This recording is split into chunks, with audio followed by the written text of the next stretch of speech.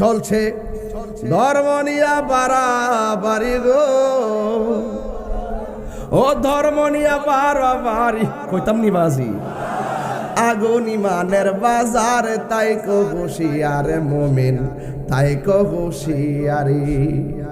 উম্মত হবে ৭৩ দল, ৭২ দল যাইবে রে তল, বলিয়াছে নবী দনে দেখলা হাদিস কোলে। বর্তমানে তারার দল দেশটা গেছে পরে, ওরে যুক্তি তর্কে সরল মনা, যুক্তি তর্কে সরল মনা, লোকের ইমান চুরি করে, তাই কো হুঁশিয়ারে মুমিন, তাই কো হুঁশিয়ারে। নবীর তাজিম মিলাদ কিয়াম আহলে বয়াতের সম্মান, করিতে আউলিয়ার সন্ধান বলছে পরোয়ারে। এসব কথা শুনলে তাদের বুকে আগুন ধরি, ওরে শয়তান যেমন বেজার ছিল, শয়তান যেমন বেজার ছিল আদম সেজদা করিবারে, তাই কো হুঁশিয়ারে মুমিন, তাই কো হুঁশিয়ারে। চলছে ধর্ম নিয়া বাড়াবাড়ি গো, ধর্ম নিয়া বাড়াবাড়ি আগুন ইমানের বাজার, তাই কো হুঁশিয়ারে মুমিন, তাই কো হুঁশিয়ারে। একটা জবান বন্ধ রাখবেন না, মোহাম্মদে মায়ার সুরে বলুন সুবহানাল্লাহ। এ আমার যুবক ভাইয়েরা, আমি বলেছি মুনাফিকদের আলামত হলো কয়টা? কথা কেন কথা কেন কথা কেন? ১ নম্বর কথা বললে মিথ্যা বলবে, ২ নম্বর ওয়াদা করলে খেলাফ করবে, ৩ নম্বর তার কাছে আমানত রাখলে খিয়ানত করবে। এই মুনাফিকরা থাকবে জাহান্নামের সর্বনিম্ন স্তরে।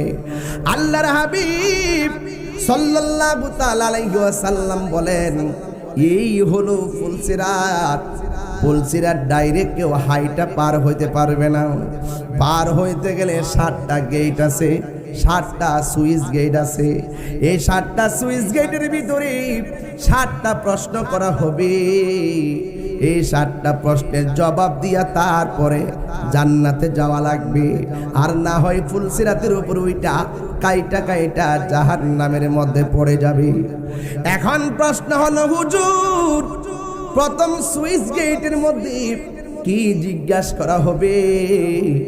আমার নবী আপনার নবী বলেন, ওই প্রথম গেটের মধ্যে আমার আল্লাহ রাব্বুল আলামিন বলবে, বান্দারে ও বান্দা তোমার ঈমানের হিসাব দাও।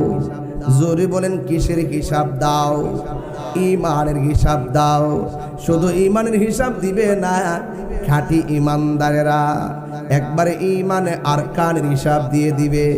বান্দা ডাক দিয়া বলবে, আল্লাহ তোমারে দেখি নাই, না দেখাই বিশ্বাস করছি তুমি এক, তুমি ছাড়া কোন ইলাহ নাই, তুমি ছাড়া কাউকে সেজদা করি নাই, তুমি ছাড়া কাহারো কাছে মাথা নত করি নাই।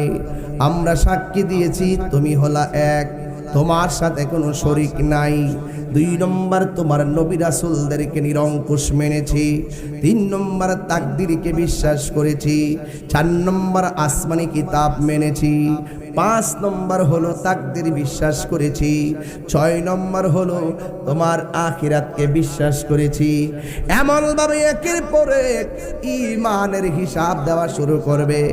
যার ভিতরে ঈমান আছে সে কি ঘাটে ঘাটে ভয় পায়? যার কাছে গাড়ির কাগজ থাকে, ওই গাড়ির কাগজ থাকলে ভয় পায় না, কাগজ না থাকলে ভয় পায়। যেখানে ভাগের বই সেখানে রাত হয়। এই জন্য যাদের ঈমান থাকবে সে ঠাস ঠাস করে ঈমানি আওয়াজে উত্তর দিয়া দিবে। এখন আমি ফরাজি কান্দি বলতে চাই, আমার আল্লাহকে ২ জন না ১ জন? আল্লাহর সাথে কোনো শরীক আসেনি। সেজদা পাওয়ার মালিককে। আমরা কি আল্লাহ ছাড়া কাউকে সেজদা করি? আমরা কি আল্লাহর সমকক্ষ কাউকে মনে করি?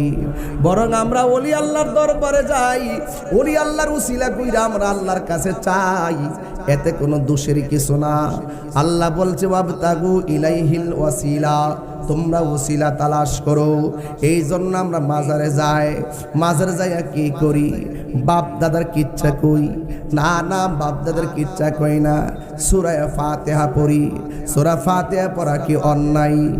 সূরা ইখলাস পড়ি, সূরা তাকাসুর পড়ি, সূরা কাফিরুন পড়ি, সূরা ফালাক পড়ি, সূরা নাস পড়ি, দুরূদ শরীফ পড়ি।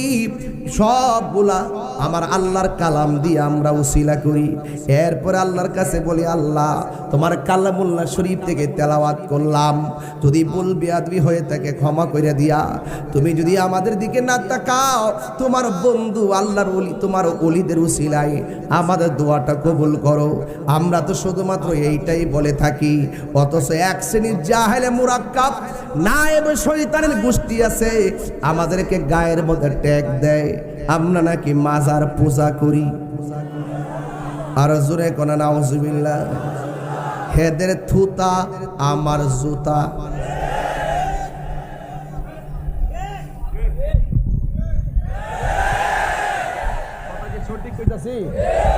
নাকি বানাই কইতাছি? আমরা মাজারে যাই কোরআন তেলাওয়াত করি কিনা, দরুদ শরীফ পড়ি কিনা, ওযু করি কিনা, পবিত্র থাকি কিনা, আল্লাহর কাছে বলি কিনা? কোন পন্থাকে, কোন পন্থার মধ্যে কি পূজার সাদৃশ আছে? তো যারা জিয়ারত করা কি হারাম না সুন্নত? এই যেরকম জিয়ারত করা হারাম না সুন্নত? তো সুন্নত প্রক্রিয়াকে যারা পূজার সঙ্গে তুলনা করে তাদের ঈমান কি আছে না গেছে?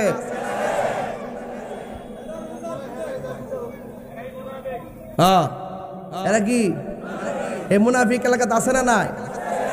এরা অযথা গায়ে পড়ে বট বাহিনী। কি বাহিনী? বট বাহিনী। লুঙ্গি তুলে থেকে চা বিস্কুট খাইব, সুযোগ পাইলে আপনার বিরুদ্ধে আবার দাঁড়াই যাইব গা। আছে না নাই? আর যারা আছে না নাই? আমরা ওহনো শুননি, কালকে কমো শুননি, পরশু দিনে কমো শুননি। আমরার পরিচয়ে কোনো লজ্জা লাগে না, পরিচয়ে কোনো অসুবিধা হয় না। আমরা কোনো ধরনের বট বাহিনী না।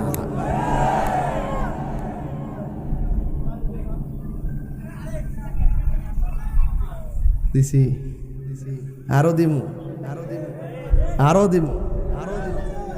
মাজার জিয়ারত চলছে। ঠুট্টা লাগ বসব তো দাঁত দেব বাড়ি করে রাখছ, ঠুট্টা লাগাইতে পারছ না। মাজার জিয়ারত চলছে, হাত তুলা চলছে, চলছে। মাজার জিয়ারত, মাজার জিয়ারত, কবর জিয়ারত, মিলাদ কিয়াম, মিলাদ কিয়াম, উরুস ফাতিহা, ইসালে সালাত চলছে। আল্লাহ কবুল করুক।